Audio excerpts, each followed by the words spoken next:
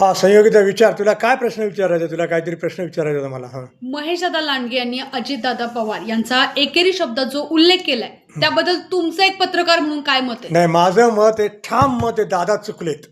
महेश दादा चुकलेत. महेश दादांना काही गरज नव्हती. महेश दादांचं एक रेस्पेक्ट आहे. पिंपरी चिंचवडमध्ये एक स्टेटस आहे महेश दादांचं. त्यांना खाली उतरायची काही गरज नव्हती. अजितदादांना तेच हवं होतं की महेश दादांना कॉन्ट्रोवर्सीमध्ये अडकवावं, एक वातावरण निर्माण करावं. ते अजितदादा सक्सीड झालेत. महेशदादा एकेरी उल्लेख केला. महेशदादा, तुम्हाला समजलं पाहिजे की ही कॉन्स्टिट्युशनल पोस्ट आहे, डेप्युटी चीफ मिनिस्टर. तुम्ही त्यांना एकेरी उल्लेख केला की आम्ही काय, तुला काय कळतं का, आम्ही बांगड्या भरल्या वगैरे, असं काही गरज नव्हती. तुम्ही स्वतः पण खूप चांगले आहात. म्हणजे महेशदादा खूप पोलाईट आहेत, खूप चांगले आहात. इनफॅक्ट मी तर म्हणल की अजितदादांपेक्षा महेशदादा इझिली ॲक्सेसेबल आहे.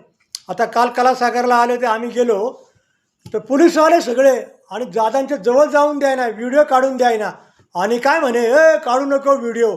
असे पोलीसवाले अरे पत्रकारांचे असे बोलतात तर काय लोकांची बोलते. पण महेशदादांच्या जवळ आपण जाऊ शकतो. ॲक्सेसेबल आहे महेशदादा, आपला महेशदादा आहे. म्हणून महेशदादा, तुम्ही आमच्या जवळचे जास्ती आहात. तुम्हाला ही भाषा वापरायची गरजच नाही आहे. आणि सकाळी बोलताना तुम्ही मला बोललात चुकलं म्हणून, मी मान्य करतो. हीट ऑफ द मुमेंटमध्ये तुम्ही चुकला असेल. तुम्ही चांगलेच आहात, तुम्ही पोलाईटच आहात, तुमच्यामध्ये एक नम्रता आहेच. तुम्ही तसेच राहा. हां, पुढचा प्रश्न विचार. महेशदादांनी आपली पुन्हा म्हणजे ते अजितदादांना त्यांनी एकेरी शब्दात उल्लेख केल्यानंतर त्यांनी पुन्हा की मी नम्र आहे, माझं चुकलं, मी अजितदादा एक मोठ्या पदावर नेते, त्यांच्याबद्दल असं बोलायला नको होतं. हे अचानक कसं काय बदल झाला असं तुम्हाला वाटतं? नाही, बदल नाही, ते कसं हीट ऑफ द मुवमेंटमध्ये झाले. कारण रिपीटेडली अजितदादांनी आरोप, असे भ्रष्टाचाराचे आरोप केलेले आहेत. बरं, याच्या अगोदर अजितदादा गप्प होते ना. मग 5 वर्ष का नाही बोलले अजितदादा? तुम्ही होऊन दिलं का भ्रष्टाचार? तुम्ही सत्तेत होता, तुम्ही उपमुख्यमंत्री होता उद्धवांच्या सरकारमध्ये आणि देवेंद्र फडणवीसांच्या. पण त्याच्या आधी तुम्ही होता ना सत्तेमध्ये, जेव्हा भाजपचं सरकार, तेव्हा का नाही तुम्ही थांबवलं? म्हणजे तुम्ही तुमचं पॉलिटिक्स खेळताय. म्हणजे हे पॉलिटिकल आहे.